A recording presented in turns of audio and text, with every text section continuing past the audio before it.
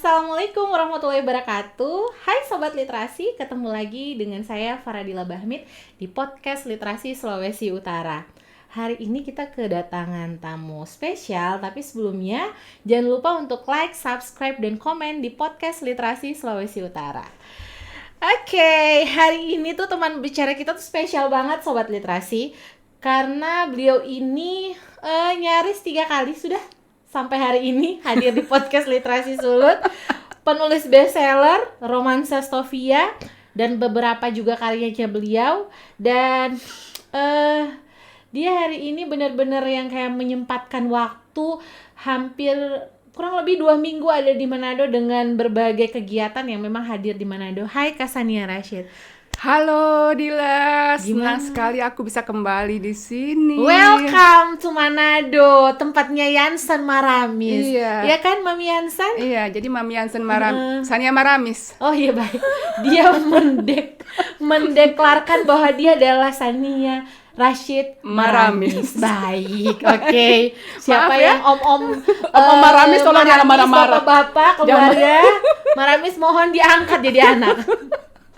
Oke, Kak Sania, gimana perasaanmu setelah akhirnya comeback ke Manado untuk beberapa kegiatan dan hari ini podcast di Literasi Sulawesi Utara? Yang pasti senang sekali. Yes. Sebenarnya saya kesini itu mau riset. Oke, baik. Ya. Jadi ada satu tujuan, saya itu mau riset. Ada 2 project yang ada di kepala saya gitu kan. Saya ingin menuliskan tentang Minahasa pastinya kan, tapi saya nggak bisa bocorin. Oh, belum bisa di-spoiler ya? Belum. Masih rahasia. Rahasia. Dan itu masih seputaran tentang Sulawesi Utara. Yes. Minahasa Sulawesi Utara ya. Oke, baik. Kasania, judul podcast kita hari ini tuh adalah From Hotelier to Writing Life, atau dari dunia perhotelan ke kepenulisan. Kasania boleh dong ceritain sedikit pengalamannya waktu di dunia perhotelan, karena nih Sobat Literasi pasti banyak yang tidak tahu bahwa Kasania ini latar belakangnya itu adalah seorang yang yang concern, yang bekerja di dunia perhotelan, dan itu nggak main-main, jangan Anda salah gitu. Dia tuh ternyata ada di hotel yang memang bukan di Indonesia ya Kak. Yes, di mana-mana sih ya. Dan paling lama kalau tidak salah yang Dila dengar itu 8 tahun dirimu itu ada di Abu Dhabi ya. Iya, betul. Kayak boleh dong ceritain sedikit Kak. Jadi awalnya saya terjun ke dunia perhotelan itu karena satu, dulu itu kan saya nggak suka kerja di belakang meja. Jadi saya suka yang ketemu orang, hai apa kabar, seperti itu. Kebetulan teman saya bestie dari SMA, dia itu dulu lulusan perhotelan. Kemudian akhirnya daripada saya nggak kerja gitu kan, akhirnya saya melamar lah pertama kali itu dulu kerja di kafe di Jakarta. Gitu. Tantangannya banyak sekali ya, karena saya bukan orang perhotelan, tidak pernah kuliah perhotelan, jadi semua belajar dengan otodidak gitu kan. Maksudnya saya kan memulai karir benar-benar dari bawah. Dari seorang waitress. Saya belajar gimana cara bawa tray, cara setup meja. Pokoknya setelah saya beberapa bulan gitu kan, saya melihat kok kayaknya ini enak ya kerja seperti ini gitu loh. Karena ketemu banyak orang kan. Karena saya suka bahasanya mingle around gitu kan. Hore gitu kan. Saya belajarlah dari situ gitu kan. Lalu saya berpikir saat itu, waktu itu sih memang ada pertentangan keluarga ya. Namanya di Jakarta, kerjanya pulangnya malam, kadang-kadang shiftnya pulang jam 2 pagi, 3 pagi, perempuan anak umur 20 tahunan gitu kan, seperti itu. Cuman saya berpikir saat itu, kayaknya ini bisa jadi karir gue deh. Jadi saya terusin tekunin. Mungkin ya pindah-pindah beberapa tempat kerja. Dari kerja jadi waitress, terus saya ambil kursus bartender. Ambil kursus bartender. Jadi bartender menarik juga ya, apalagi kan perempuan kan jarang kan. Udah gitu saya ambil kursus, udah gitu saya jalanin, terus saya mulai kerja masuk di hotel, bukan lagi di kafe. Kemudian Akhirnya saya memberanikan diri 2007 itu melamar kerja di luar negeri. Oke, ya gitu. Dulu masih zaman ngelihat lowongan itu di koran yang Sabtu Minggu di boleh sebut merek kan? Kompas. Nggak apa-apa, boleh. Mentang-mentang. Cuma ada Kompas kan dulu kan? Iya, dulu. Bener. Jadi Sabtu Minggu kan suka ada lowongan banyak, udah gitu. Betul. Saya melihat ngelamar gitu kan ya, saya ngelamar jadi itu kayak agent gitu di Jakarta. Saya ngelamar di sana, udah gitu gak lama berapa seminggu 2 minggu kemudian saya telepon. Ditelepon katanya mau interview sama user which is hotel di sana. Kayak gitu. Kan saya mengawali karir di luar itu kan sebagai bartender. Setelah itu ya udah saya datang. Dulu interviewnya belum zaman sekarang kan pakai online Zoom yang kayak gitu. Dulu masih by telepon. Jadi janjian kita mau telepon jam berapa gitu. Siang itu ya udah ditelepon, ditanya beberapa pertanyaan. Oke, nggak lama dapat kabar kalau saya diterima gitu. Wow. Iya. Gitu. Ya, dan itu sebuah pengalaman pertama yang akhirnya Kak Sania itu pertama kali langsung ke Abu Dhabi kan? Langsung ke Abu Dhabi. Wow. Langsung ke Abu Dhabi. Dan di hotel yang akhirnya Kak Sania 8 tahun itu atau belum di hotel itu? Saya 3 tahun di hotel itu Emirates Palace. Dulu managed by Kempinski. Kalau nggak salah sekarang itu managed by Mandarin Oriental. Tapi waktu zaman saya masih by Kempinski gitu kan. Nah di situ akhirnya saya datang as a bartender, nggak lama kemudian dapat promosi jadi bar supervisor. Akhirnya karirnya mulai naik di situ gitu kan. Saat itu saya bilang, tuh kan benar kata gue, ini bisa jadi karir. Kayak gitu kan. Lalu kan saat itu kan namanya orang Asia ya datang ke situ kan. As a bartender saya lihat bos-bos saya dong, F&B manager, hotel director, gini-gini semuanya. Lalu saya bilang gini, satu saat saya harus jadi F&B manager, satu saat saya harus jadi hotel manager, seperti itu. Gitu. Banyak sih pengalamannya. Itu akhirnya sangat menyenangkan sangat gitu. Menyenangkan. Dan akhirnya Kasanya berapa hotel Kak? Waktu di Abu Dhabi itu akhirnya setelah itu saya pindah ke Jumeirah Hotel di Abu Dhabi juga. Hotel bintang 7. Kalau yang Emirates Palace ya bintang 7, tapi kalau yang Jumeirah itu bintang 5. Kalau nggak sekarang udah managed by Conrad sih. Tapi waktu masih saya itu masih managed by Jumeirah. Oke. Dan itu mudah sekali ya untuk ketemu bintang-bintang dunia ya Kak? Yes.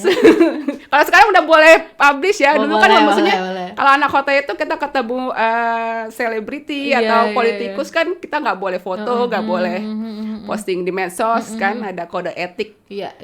Data rahasia tamu dan sebagainya. Kalau sekarang kan saya boleh cerita kan? Boleh dong cerita. Dan itu adalah sebuah pengalaman yang menurutku itu akhirnya menghantarkan Kasania dengan berbagai pengalaman itu akhirnya menghantarkan dirimu tuh bisa sampai hari ini ya menjadi seorang penulis bestseller. Siapa yang menyangka gitu kan? Tidak ada yang menyangka sih. Iya, memang aku juga kayak speechless pas diceritain. Serius gitu, dari dunia perhotelan kemudian. Tapi aku tidak merasa tidak merasa aneh banget ketika itu ada di Sania Rashid memang. Karena orangnya hore. Iya, karena memang dari sejuta umat itu karena hanya beberapa orang yang akan beruntung seperti dirimu gitu kan. Sebenarnya nggak beruntung sih. Sebenarnya semua itu tergantung usaha. Yes. Karena bukan faktor keberuntungan ya? Bukan, semua penuh proses dan perjuangan juga. Oke, baik. Kasania, hal apa sih yang paling sulit yang pernah dirimu alami? Tadi kan kesulitan mencari pekerjaan dari satu tempat kerja akhirnya ambil kursus gitu ya, dan sampai ke jenjang karirmu di perhotelan tuh kamu berada di posisi sebagai manajer F&B ya waktu itu ya? Sekarang ya. Dan bisa sebelum itu aku mau tahu dong, cerita dong sedikit ke teman-teman sobat literasi. Hal yang paling unik saat kamu kerja di perhotelan di Hotel Bintang 7 ya, itu siapa yang pernah kamu temui dan itu banyak berkesan sih. Gitu. Yang paling berkesan mungkin ketemu Ratu Jordan ya, Queen Rania. Cantik sekali beliau, ya Allah. Iya. Dan seperti apa waktu kan pasti kayak kita hanya bisa melihat gitu, tiba-tiba dia ada gitu kan di hadapan kita, dan itu wow, gila, keren. Karena dulu waktu saya sekolah gitu kan, kita ngeliat kayak di TV atau di majalah, Ratu itu kan cantik sekali ya. Yes. Cantik, terus ramping gitu kan. Udah gitu akhirnya saat itu ada yang namanya Women Summit di hotel. Jadi kayak pertemuan para first lady di Middle East. Oke. Nah, kalau yang di sana itu, kalau yang ada event Women Summit itu yang menghandle tuh hanya staf perempuan. Cowok nggak boleh. Ya. Udah gitu kan ada Middle East itu kan GCC country itu kan banyak, ada Egypt, ada Jordan itu. Jadi setiap staff itu ditempatkan, kamu tempatnya di mana. Bos saya bilang gini, you got Jordan katanya gitu. Gue langsung begini, hah? Queen Rania bos. Ya iya, maksudnya apa? Terus dia bilang, istilahnya gini, kayak orang Nora aja lu baru ketemu selebriti, ya kagak, yang ini luar ini, yang ini lah yang sendiri gitu kan. Yang ini agak lain nih gitu kan. Maksudnya akhirnya ya sudah ditempatkan. Jadi kita kalau anak F&B itu sudah dapat apa namanya kertasnya, dia requirement-nya apa, kita tinggal serve aja gitu kan. Udah gitu, dan nggak boleh sembarangan langsung nemuin juga. Jadi ada asistennya juga, asistennya juga. Kalau asistennya bilang, ya kamu boleh masuk, baru kita boleh masuk gitu kan. Akhirnya saya dipanggil lah gitu kan. Ayo silahkan masuk gitu kan, kata si asistennya ini. Gua masuk lah ya ke presidential suite-nya dia kan. Dia duduk di pinggir tempat tidur gitu. Ya Allah, Wak, cantik bener, Wak. Oke, itu adalah sebuah pengalaman yang benar-benar yang membuat Kasania nggak nyesel gua ada. Nggak nyesel, udah gitu. Milih profesi ini ya. Bosku bilang gini, jangan lupa ya, panggilnya Your Highness gitu kan. Udah depan dia, gua bengong aja. Terus tau nggak, yang menyapa tuh dia duluan. Karena saking dia melihat dirimu tuh melihat dia sampai nggak bisa ngomong gitu. Nggak bisa ngomong. Gue kayaknya juga kalau di posisi dia cantik gitu banget soalnya. Akhirnya dia bilang, Hi, how are you? Good morning gitu kan. Oh yes, Your Highness gitu dengan terbata-bata. Tau nggak, sampai gue itu kelepasan. Oh yes, Queen gitu. Dia ketawa gitu. Ya udah, hanya kita cerita-cerita, ngobrol-ngobrol yang seperti itulah. Terus yang lucunya sih dia bilang gini, ayo dong main ke Jordan, istilahnya kayak gitu. Nanti kalau ke Jordan datang ya ke rumah. Lu kata rumah orang biasa. Mohon maaf, masuk istana gitu. Hello. Assalamualaikum, saya datang nih gitu. Oke, baik Kasania, itu adalah sebuah cerita di dunia perhotelan, bertemu dengan orang-orang hebat. Tentunya itu bukan hanya sekedar bertemu, tapi menyerap energi positif dari mereka gitu. Dan aku yakin setiap perjalananmu itu punya banyak spirit, punya banyak energi baru yang akhirnya menjadikan Sania yang saat ini gitu. Nah, Kasania, hal paling sulit deh, coba ceritain yang pernah Kasania alami saat baru terjun ke dunia kepenulisan. Mencari penerbit. Oke. Karena saya orang baru. Bukan di penulisannya ya malah ya, bukan di menulisnya malah. Kalau menulisnya Sejak kapan sih? Sebentar, sorry Kak. Sejak kapan kamu senang menulis? Menulis itu kan dari sekolah. Lalu saya menang lomba sayembara mengarang novel itu kan tahun 2003. Oke. Tadinya mau diterbitkan sama Femina kan, tapi dorangnya nggak ada budget gitu kan. Akhirnya dikasihlah ke penerbit lain, dan saya mencari itu pun sulit. Itu tahun 2003-2004 kan. Nggak seperti sekarang gitu kan. Itu pun akhirnya masuk ke Gramedia setelah saya berjuang ke sana ke sini. Beberapa penerbit itu ditolak. Meskipun saya menang. Saya menang ini loh, gini. Tapi kan mungkin mereka melihatnya, siapa gitu kan, yang seperti itu kan. Dan itu sampai sekarang juga masih begitu. Sebelum saya bestseller Romansa Stovia. Kayak gitu. Jadi, nah setelah si novel ini akhirnya, dulu kan nganter naskah tuh bener-bener kita ke penerbitnya, bawa kopinya, kasih disket, nggak kayak zaman sekarang. Sekarang nggak bisa by email. By email gitu kan. Lalu akhirnya ibu saya nanya, almarhum ibu saya, dari mana? Ini dari ini ngasih naskah bla bla bla, dijelaskan lah kayak gini. Ngapain capek-capek katanya. Mama punya kenalan tuh di Kompas Gramedia. Asik. Wah, lu kan nggak ngomong dari kemarin. anak lu udah lontang lantung ya Ma. Itu bahkan sampai sekarang pun, sebelum Romansa Sofia bestseller pun itu masih terjadi. Tapi bukan berarti karena Mama punya kenalan lantas tiba-tiba langsung bisa diterima. Tentu tidak. Tentu tidak, dibaca dulu naskahnya. Worth it nggak nih naskahnya? Dan ternyata memang pantas kan Sania Rashid ada berada di posisi sekarang ini gitu. Dulu begitu. Terus kalau sekarang ini ya kemarin sebelum Romansa Sofia ini booming, ya tantangannya tetap sama. Meskipun misalkan saya nawarin Romansa Sofia nih sebelum masuk ke KPG gitu kan. Terus saya bilang gitu kan, oh saya udah nerbitin novel ini. Tapi mereka tetap yang melihat satu, siapa? Terus lihat media sosial saya juga dilihat. Punya followers berapa. Oh iya. Yang kayak gitu. Mungkin tantangannya lebih ke situ, lebih yang orang belum kenal aja sih kayak gitu. Itu sih. Dan itu cukup menyakitkan. Ya, tak dikenal memang tadi sayang ya. Iya ya Bun. Sabar ya. Sabar tapi kan ya, hari ini alhamdulillah. Orang hebat tuh dia yakin banget nggak akan terlahir dari proses yang mudah, tenang. Iya kan? Yes. Pasti dari gelombang yang luar biasa sehingga menjadikan orang itu tough, orang itu kuat gitu ya Kak ya. Nah, itu adalah sebuah proses Kak Sania. Kita tidak bicara karena udah di podcast kemarin kita udah bahas tentang penulisan ya Kak.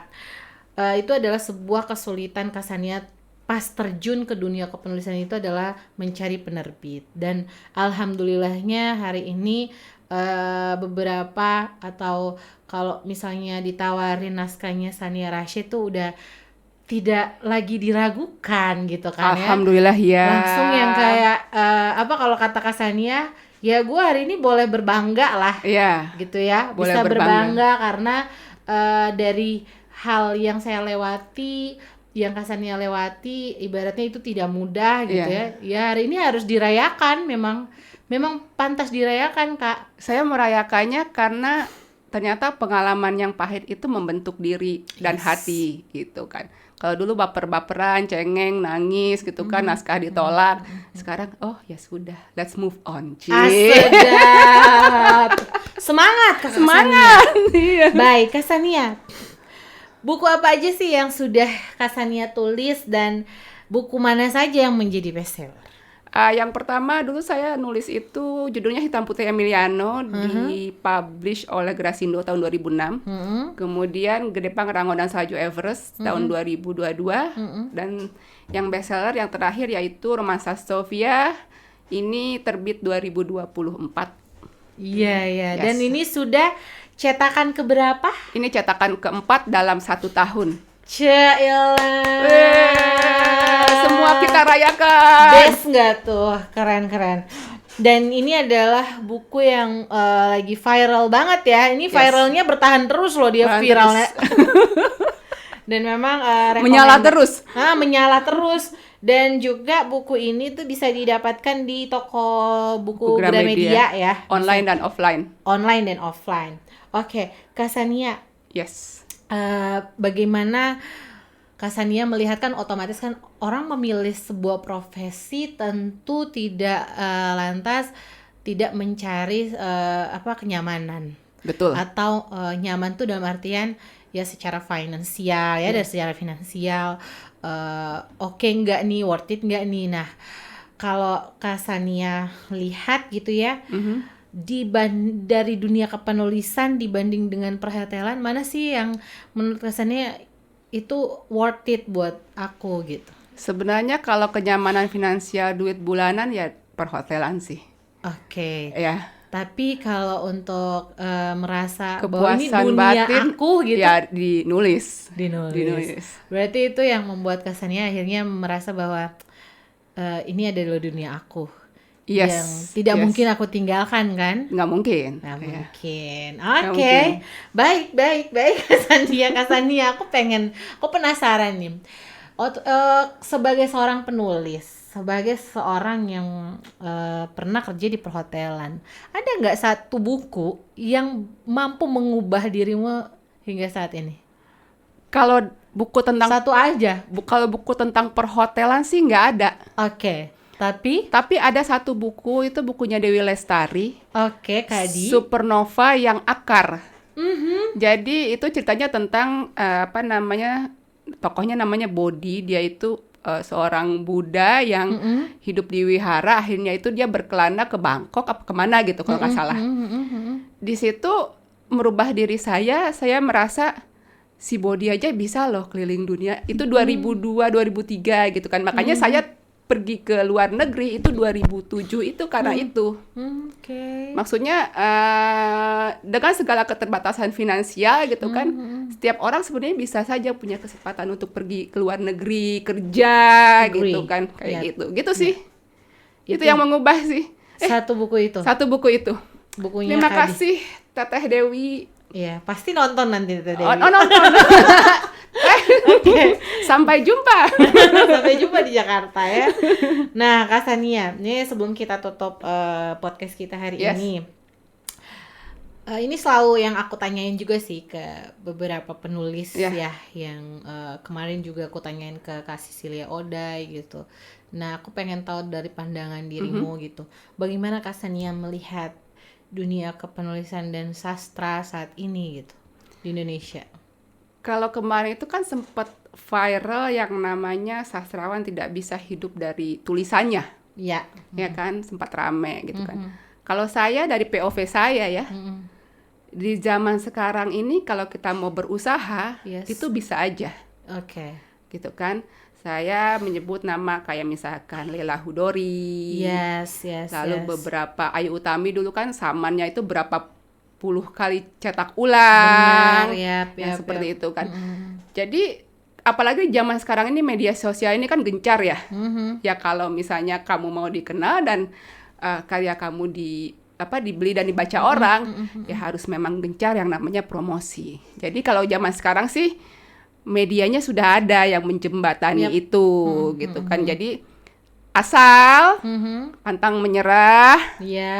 Jangan bosan gitu ya, jangan bosan, disiplin sama ya yang namanya mempromosikan karya sendiri tuh jangan pernah berhenti aja. Sekali karya ini terbit ya itu promosinya seumur hidup.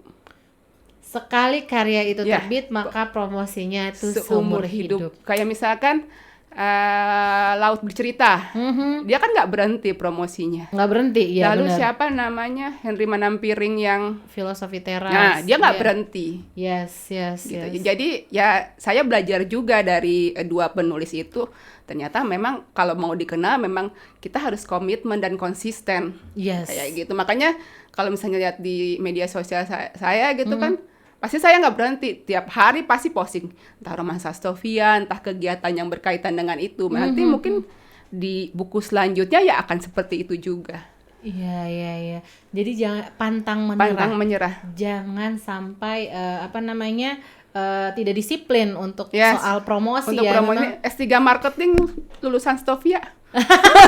Iya. Benar.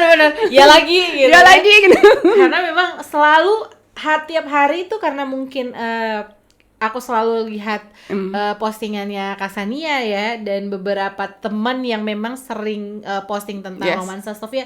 Jadinya yang muncul di aku tuh terus menerus yang di TikTok tuh ya romansa Stovia ini gitu.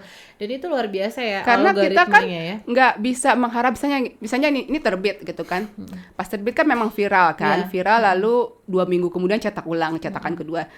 Tapi kan kita tidak bisa mengharapkan pembaca itu akan membeli saat itu juga. Betul. Ada banyak pembaca yang baru membeli ini setelah setahun kemudian. Ya, tentu. Gitu benar, kan. Benar. Ada yang lihat tiap hari, bulan depan beli gitu kan. Jadi yang namanya promosi itu memang tidak bisa berhenti kayak gitu. Iya. Dan itu yang Kak Sania lakukan itu sampai saat ini. Gitu. Dan ini sudah tur ke berapa, Kak? Aduh. So banyak ini. Udah banyak ya, Bun. Mami Yansen ini memang luar biasa. Jadi jadi kan di sini kan ada 4 tokoh utama gitu. Nah, sudah ke kota mana aja dari 4 ini sudah ke Bandung, Jawa sudah, Manado kan sudah. Cuma yang belum itu cuma ke Padang doang. Onde mande. Ampun ampun ya Arsan, sebentar. Ya Allah, mandekan doang. Itu doang yang gue tahu mah. Oke. Baik. Terima kasih sekali lagi Kasania. Dan ada nggak pesannya Kasania buat sobat literasi yang ada di rumah tentang bagaimana caranya agar mereka betah membaca buku? Tips dan trik bagaimana betah membaca buku. Iya. Kadang-kadang suka males kan? Sering ketiduran misalnya. Gitu. Yang paling harus dilakukan adalah melawan kemalasan. Iya, jadi membaca itu harus dipaksa. Membaca, menulis itu harus dipaksa. Nggak ada trik lain selain itu ya? Nggak ada. Oke. Kalau begitu kita sepakat. Baik Kasania. Dan sobat literasi jangan lupa kalau teman-teman mau mengorder ya tumbler cantik ini bisa via Kakak Dila. Bisa langsung DM ke aku, bisa juga DM ke literasi di IG-nya Literasi Sulawesi Utara Official, atau bisa juga langsung ke nomor WA aku kalau tahu gitu ya, atau bisa ke Perempuan Membaca Semesta ya di IG-nya. Oke, terima kasih. Ada lagi nih, boleh nggak? 1 menit paling. Boleh Kak, silakan. Novel berikut saya akan terbit insya Allah kalau nggak di November atau Desember 2025. Itu genrenya fiksi petualangan. Maaf, belum bisa spill judulnya. Oh, belum bisa dong. Lalu bisa, ya. Yang satu lagi adalah fiksi sejarah, insya Allah terbit di Hari Kartini 2026. Cakep, luar biasa. Berarti nanti pas launching bukunya kita berkebaya. Yes. Ya? Oke. Baiklah, jangan lupa datang lagi ke podcast Literasi Sulawesi Utara dan hadir lagi ke Manado. Baik, terima kasih sekali lagi Sobat Literasi. Jangan lupa untuk like, subscribe, dan komen di podcast Literasi Sulawesi Utara. Sampai jumpa kembali dan bye-bye. Salam literasi.